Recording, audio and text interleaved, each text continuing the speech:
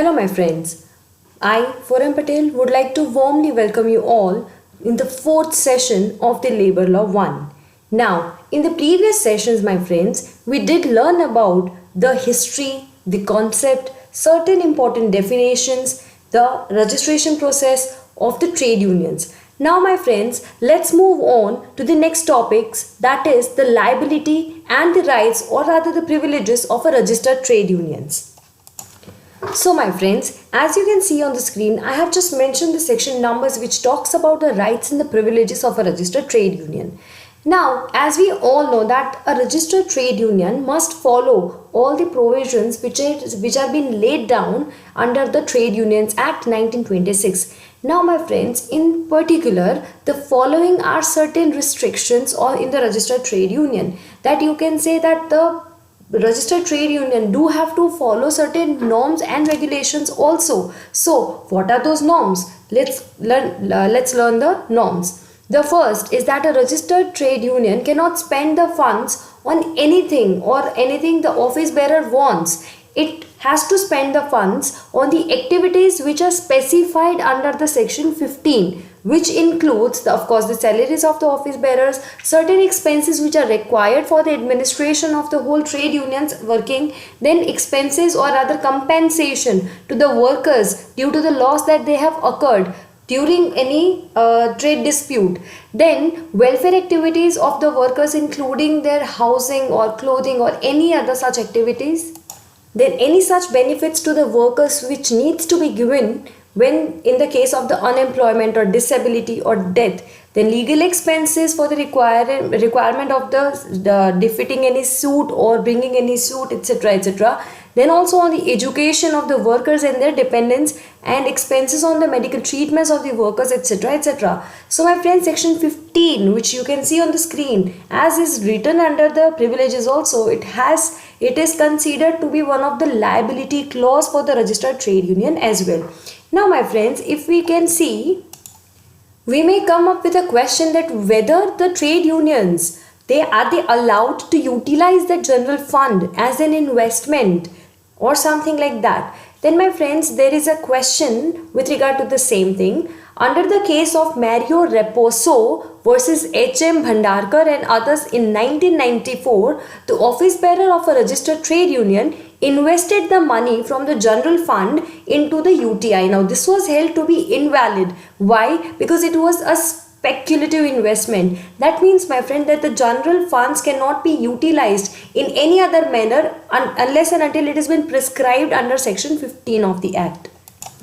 Then the next section, as you can see on the screen, is section 16, which talks about that a trade union cannot force its members to subscribe to any political fund under this section. Now my friends, under section 20, a trade union must make available all its record of the books or of accounts and the list of the members for the inspection upon the request of any member or its representative. Now my friends, section 21 of the Act talks about the minors allowance. That means it allows the minors more than the age of 15 to be the member of the trade union. However, such minors cannot hold the offices. That means, my friends, that they cannot be held accountable for any activity that has been done. They cannot be given a responsible task in the trade union's accounts or in the trade union's positions. Now my friends, as section 21 talks about the appointment of a person who is above the age or more than the age of 15 to become the part or rather a member of a trade union,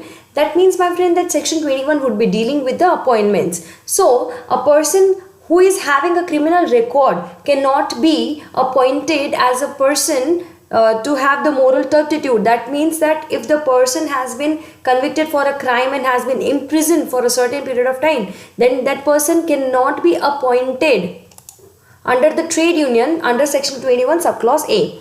Now, as per section 22, my friends, at least half of the office bearers of a trade union of workers of in unorganized sectors, they must engaged or be employed in the industry to which the trade union is connected, my friends. Under section 28, a general statement audited in a prescribed manner of all the income and expenses must be sent to the registrar every year. That means, my friends, that when we are talking about the liability of a registered trade union, it would include whom to appoint, whom not to appoint, how to appoint, what is the age criteria, then where the general funds may be utilized. If the funds are of the political nature, then can you impose it on somebody to give contribution in the political fund? Then also about keeping the whole account statement, or rather the list of the members and all the details of the members in such a way, if any person comes and asks for the book of the record, then it should be shown. So my friends, these are the liabilities of a registered trade unions.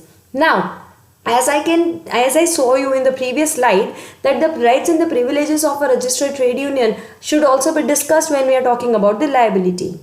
So let's move on to that slide again, when we will talk about where we will talk about the rights and the privileges of a registered trade union. If you remember, when we learned about section 13, we did talk about the corporate seal or perpetual succession when we talked about the registered trade union. So my friends, this means that if your trade union is registered, then the trade union will be having all the rights and rather privileges to have its own corporate seal, or rather to be called as a legal entity of its own. They can have or they can acquire the movable and immovable property under their own authority. Now my friends, as we talked about section 15 under the liability part, it also has the rights which can be considered as a registered trade union. So my friends, then what are the rights under section 15? So under section 15, a registered trade union has a right to establish a general fund. Where to utilize is a liability, but first of all, basically, to have that fund is one of the rights of a registered trade union. Then again my friends, section 16, which is again one of the liability, is also the rights in nature. Section 16 talks about a registered trade union has a right to establish its own political fund, and subscription to this fund is not necessary for its members. So my friends, having this fund is one of the rights or other privilege of a registered trade union, but not to impose its subscription on all its members is one of the liability of a registered trade union. Now, sections 17, 18 and 19, as you can see on the screen, are also considered to be one of the rights or privileges of a registered trade union. So what are they?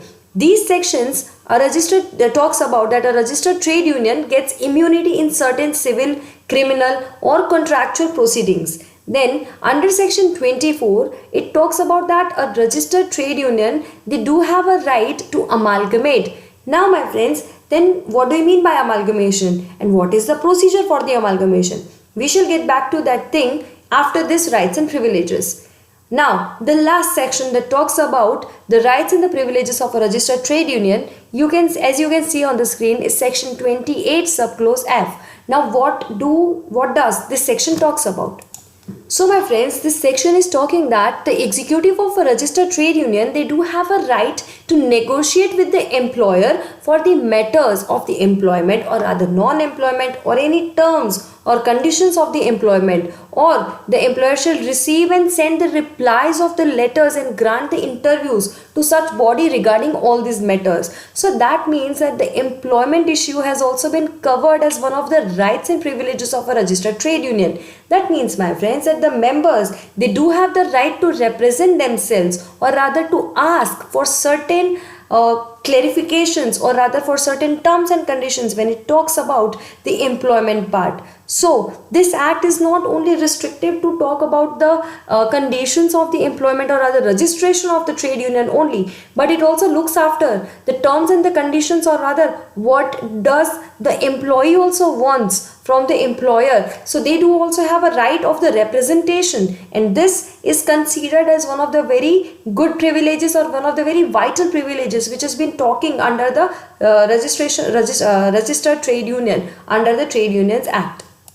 Now my friends, under the rights and the privileges, I talked about section 17, 18 and 19 collectively, which talks about the immunities which are available with the registered trade unions. So my friends, I would talk about these immunities in the next session. Until then, you guys keep learning and be tuned so that we can learn in the next session about the immunities and also about the amalgamation procedure which is there under the Act. So friends, till then, stay tuned and keep learning. Thank you.